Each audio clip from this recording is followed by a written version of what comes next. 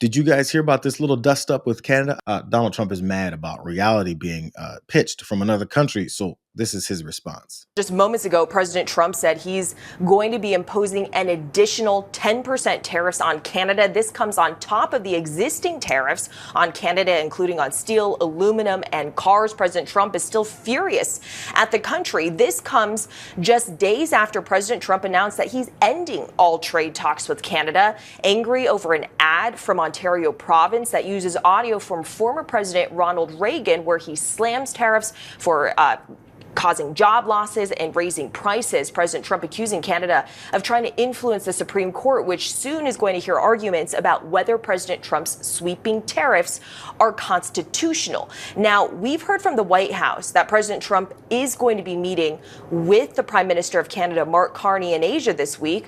Donald Trump is trying to impose a 10% additional tariff on Canada because of because of him lying about this ad that was put out by the province of Ontario about what Ronald Reagan said about the effect of tariffs.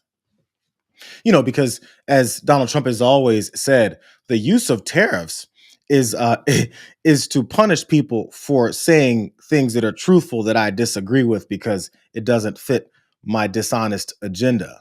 How does that have anything to do with the financial greatness of this country, the golden era that we've been ushered into? What do tariffs have to do with him and his anger towards another province in another country to talk about what Ronald Reagan said?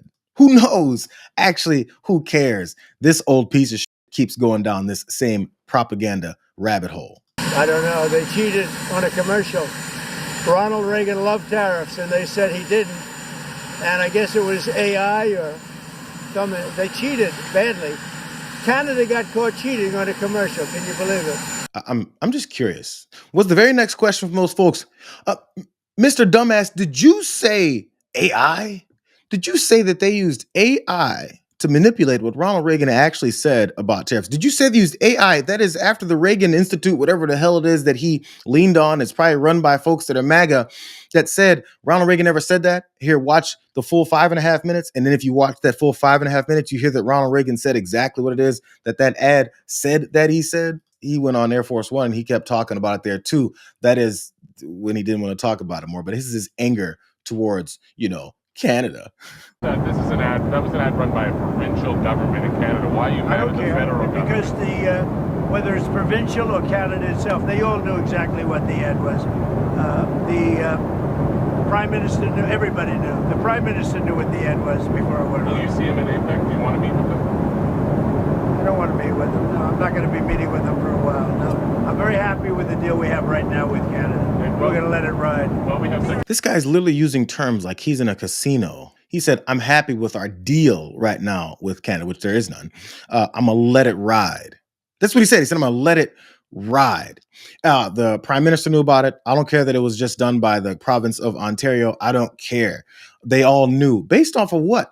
Hey, Mr. Dumbass, how did you know that everyone is involved in this? Number one. And number two, who cares? It was the truth. He keeps trying to shift the responsibility and also the point of this whole thing. He's wrong on it, but apparently it was just, AI. Hey, so for the sake of you guys maybe didn't see it before, here's that very real based and factually based reality ad that the province of Ontario ran that he's so mad about that he's imposing more tariffs. That is he? When someone says, let's impose tariffs on foreign imports, it looks like they're doing the patriotic thing by protecting American products and jobs. And sometimes for a short while it works, but only for a short time. But over the long run, such trade barriers hurt every American worker and consumer. High tariffs inevitably lead to retaliation by foreign countries and the triggering of fierce trade wars. Then the worst happens. Markets shrink and collapse, businesses and industries shut down, and millions of people lose their jobs. Throughout the world, there's a growing realization that the way to prosperity for all nations is rejecting protectionist legislation and promoting fair and free competition. America's jobs and growth are at stake. Because that was AI. Everyone that follows this guy and listens to what he says knows that doesn't make any sense. They just need any kind of excuse. It can be as thin and flimsy as that one to look at that ad and say, "Oh, it's totally AI," but then he's flying around in a fighter jet, dropping on the United States of America and his own AI ads. And that's just the president, according to Mike Johnson, using social media in ways that not many other people can. No lie. This guy's like raging on this whole thing. And the reason he's raging on it is because he's trying to overdo the reality and the truth with his propaganda. I'm going to show you more of what it is that he was saying. He's so mad. Ontario said he's going to pull that Reagan tariff ad from this Monday, but is airing it during his first two World Series games. Well, it's a crooked ad. I heard he's airing it. Canada, that's why I pulled everything. Canada, they did a crooked ad. They knew it was Ronald Reagan loved tariffs. What they did is really dishonest. And I heard they were pulling the ad. I didn't know they were putting it on a little bit more.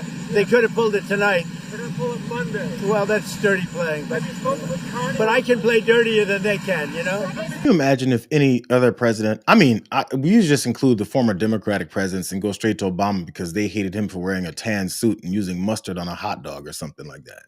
Can you imagine any president saying, "I'm going to play dirtier than they will," based off of something that was based in reality?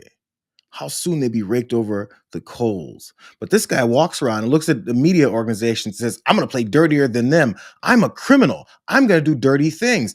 But you know what? I listened closely to this next time when he was on Air Force One talking about his petulance and his anger towards truth and reality. And listen closely and see if he's talking about when this 10% tariff will kick in or if this is just him flailing like a little baby again. Can you walk through when you expect those to take effect? And can I ask why? We're gonna let them know. Ronald Reagan loved tariffs. He used them sparingly, which he probably would make a mistake. He made a mistake in that. And again, I was the biggest fan of Ronald Reagan, but on finance, on trade, it wasn't his strong suit. But he liked tariffs, and they totally changed that to say that he didn't, because they're catering to the Supreme Court. Because Canada's been ripping us off for a long time, and they're not going to rip us off anymore. Canada has been ripping us off for a long time. Why? One of the most difficult countries to deal with has been Canada. As much as I love Canada itself and the people of Canada, they've just had a lot of bad representatives. They did a fake ad yesterday. They were caught.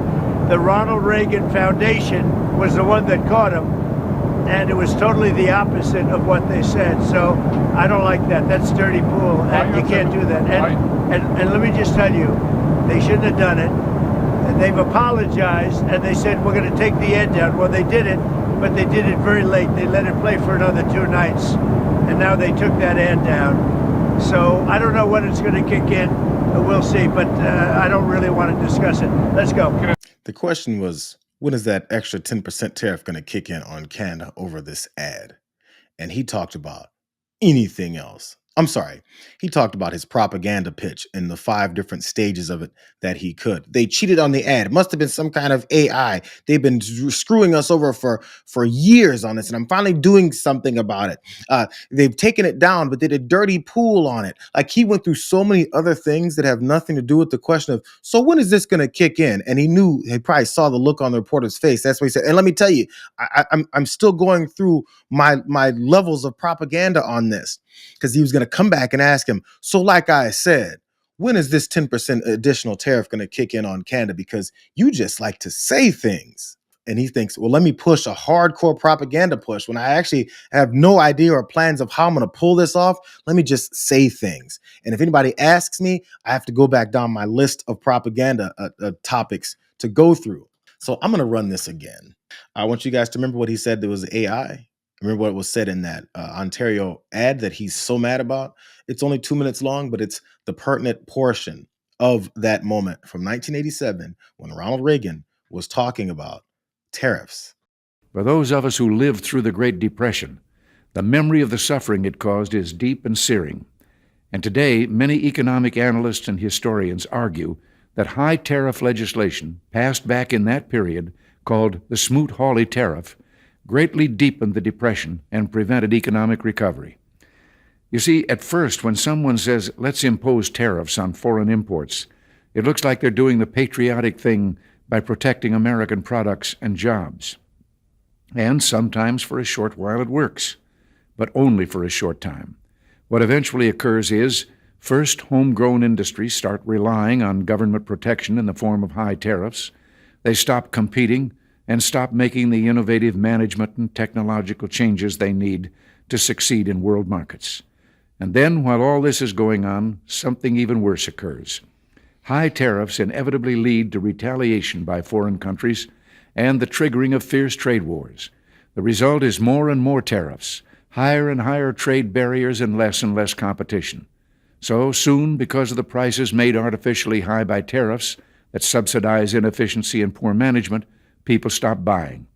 Then the worst happens. Markets shrink and collapse, businesses and industries shut down, and millions of people lose their jobs.